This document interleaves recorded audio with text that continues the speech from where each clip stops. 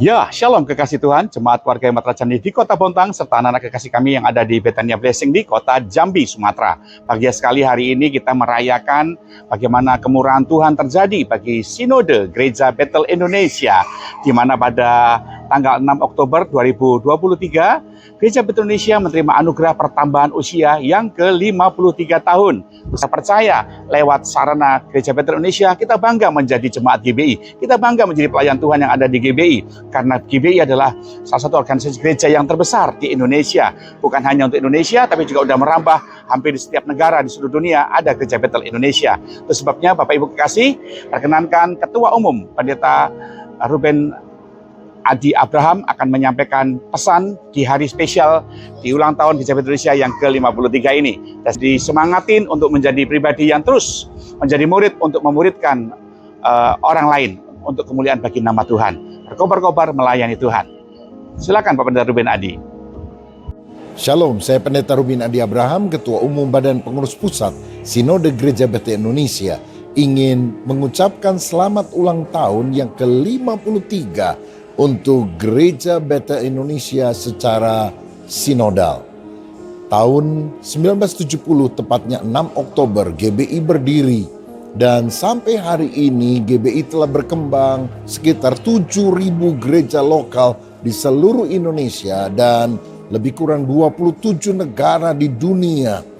Kita juga memiliki lebih kurang 20.000 pendeta pratama, pendeta madya, pendeta, dan jumlah jemaat lebih dari 3 juta orang. Kita bersyukur karena ini bukan kekuatan manusia yang mengerjakannya, tetapi kuasa Roh Kudus yang bekerja di dalamnya. Kita adalah gereja yang percaya akan Roh Kudus, urapan, dan karunia-karunia-Nya yang bekerja sampai hari ini. Karena itu mari kita terus berkobar-kobar dengan api Roh Kudus. Dan kita juga ingin menuntaskan amanat agung Tuhan Yesus Kristus.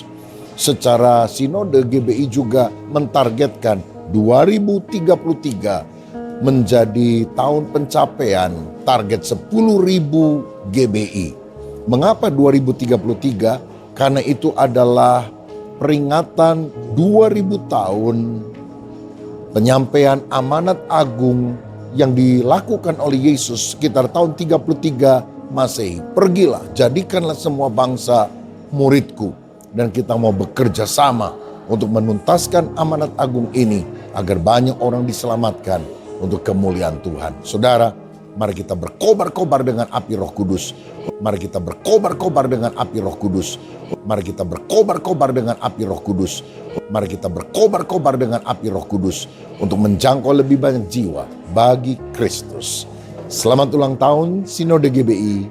Tuhan Yesus memberkati.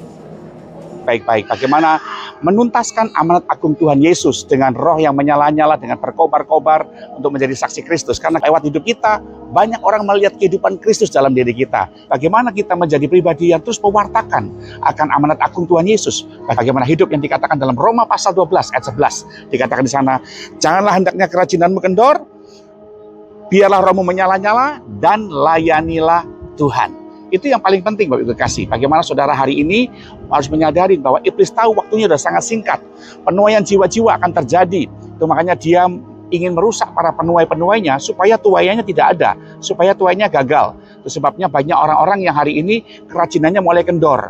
Rajin untuk mewartakan Injil Yesus, rajin untuk menjadi saksi Kristus itu dicuri sehingga menjadi Kristen yang asal-asalan, menjadi Kristen yang ogah-ogahan, menjadi orang Kristen yang seperti orang dunia. Casingnya Kristen, luarnya Kristen tapi dalamnya duniawi. Itu naif sekali. Sama kayak handphone, misalnya iPhone, casingnya iPhone tapi dalamnya Android. Nah itu dia, iPhone yang KW. Ya, itu sebabnya Tuhan mengajarkan buat kita bagaimana kita diajar mengerti baik-baik. Sungguh lewat hidup kita ada banyak orang mengenal Kristus. Jadi kerajinan jangan kendor.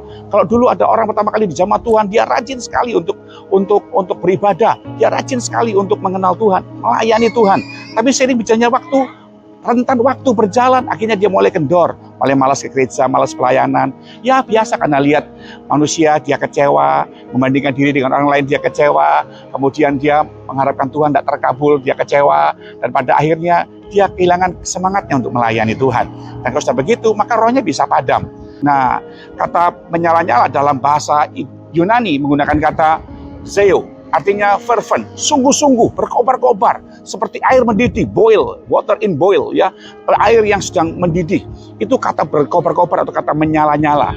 Nah, kalau saudara punya kehidupan yang menyala-nyala di dalam Tuhan, tantangannya apapun itu terjadi, gesekannya apapun itu terjadi, orang ngecewakan kita seperti apapun itu terjadi, kita nggak akan pernah kehilangan api yang padam. Kenapa? Karena minyaknya penuh, sehingga membuat kita berkobar-kobar. Minyak itu bicara tentang pengurapan Tuhan, ya, menyala-nyala di dalam roh. Makanya Roh Kudus sebagai pengurapan itu membuat saudara menjadi pribadi yang akhirnya kuat di dalam Tuhan, berkobar-kobar untuk memuliakan Tuhan. Bagaimana saya bisa punya roh yang menyala-nyala dan pengurapan itu, Bapak Ibu kasih? Sederhana, miliki rasa cinta yang dalam dengan Tuhan, karena apa yang telah diberikan bagi saudara itu adalah segala-galanya. Bayangkan kita ini sudah terancam hukuman binasa selama-lamanya. Binasa itu artinya terpisah dengan Allah untuk selamanya. Tapi karena kita percaya Kristus sebagai Tuhan dan Juru Selamat, kita diberikan kehidupan yang sungguh-sungguh, jaminan hidup yang kekal. Dan tidak akan membuat saudara bersuka cita, tidak akan saudara ini membuat saudara berbangga hati, dan membuat saudara bernyala-nyala untuk mewartakan bahwa aku sudah diselamatkan, aku sudah bukan hamba dosa lagi, aku adalah hamba kerajaan Allah. Apalagi saya diadopsi menjadi anak kerajaan. Itu harusnya membuat kita sukacita, Bapak Ibu kasih. Itu makanya Bapak Ibu, mari kita belajar, biarlah roh itu terus menyala-nyala dan membuat kita menjadi pribadi yang terus mewartakan Injil Kristus bagi banyak orang, supaya lewat hidup kita boleh mengenalkan Kristus sebagai pribadi yang menyelamatkan kita. Dan itu cinta yang tidak boleh dipadamkan. Makanya Tuhan berkata kepada jemaat Laodikia, aku mengecam kamu, aku mencela kamu karena kamu telah kehilangan kasih yang mula-mula. Karena seseorang yang kehilangan kasih mula-mula itu adalah orang yang kehilangan semangatnya untuk melayani Tuhan. Rohnya udah nggak menyala lagi. Kenapa? Cintanya udah mulai pudar. Sama kayak suami istri, waktu dia dulu masih pacaran, cintanya berkobar-kobar, ya, Anda bisa merasakan sendiri. Nah, saya percaya kalau Anda dengan Tuhan terus memupuk rasa cintamu dengan Tuhan, maka roh itu akan menyala-nyala untuk apa? Melayani Dia. Tidak akan pernah kita kendor melayani Tuhan. Tuhan aja loh tidak pernah kendor memberkati saudara. Engkau nggak harus beli air mata seperti saya, engkau nggak harus beli oksigen, engkau nggak harus cuci darah, engkau nggak harus ya beli alat untuk pacu jantung. Semuanya dibutuhkan normal buat kita. Bahkan terlebih lagi, kita akan menerima jaminan hidup yang kekal. Tidak akan membuat Anda itu satu kehidupan di mana rasa cintamu terus bertambah. Ayo berkasih di Pontang dan di Jambi. Miliki rasa yang berkobar-kobar, melayani Tuhan. Kata melayani Tuhan itu artinya hidup kita beribadat kepada Tuhan dalam teks bahasa aslinya. Setia terus beribadah. Karena dengan cara Anda beribadat kepada Tuhan, melayani Tuhan, engkau akan menjadi sama seperti apa yang kau sembah. Itu yang Tuhan mau. Keserupaan dengan Kristus terjadi. Ibarat sebuah botol itu punya nilai, bukan karena botolnya, tapi karena isi yang ada di dalamnya. Jadi hari ini kita tuh bernilai, punya value, karena Yesus mengisi kehidupan kita. Ada karakter Kristus, ada citra Kristus, ada pemahaman Kristus yang benar, yang ada dalam diri Bapak Ibu Saudara dan saya.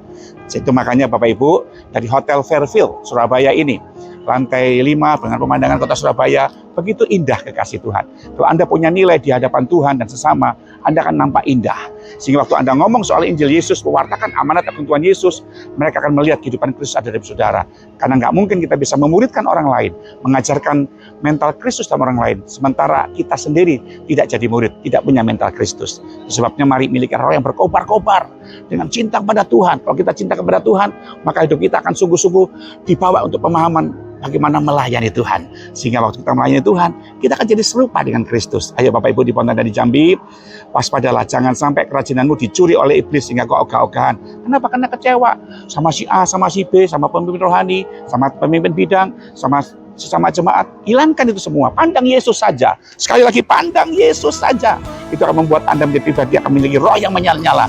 Yesus mencintai aku tanpa batas. Dia memberikan nyawanya buat saya dan memberikan jaminan hidup yang kekal. Mengapa saya nggak mencintai Dia? Itu yang harus kita pupuk dalam hidup kita. Menjadi pribadi yang terus melayani Tuhan. Semangat melayani Bapak Ibu kekasih. Anda akan diadili untuk diberi upah. Dan berkati kekasih Tuhan di sini. Dan saya percaya hidup kita akan menjadi berkat ketika saudara terus berkobar-kobar mewartakan amanat agung Tuhan Yesus. Dan berkati doa saya untuk saudara kekasih semua. Haleluya. Sampai akhir hidupku.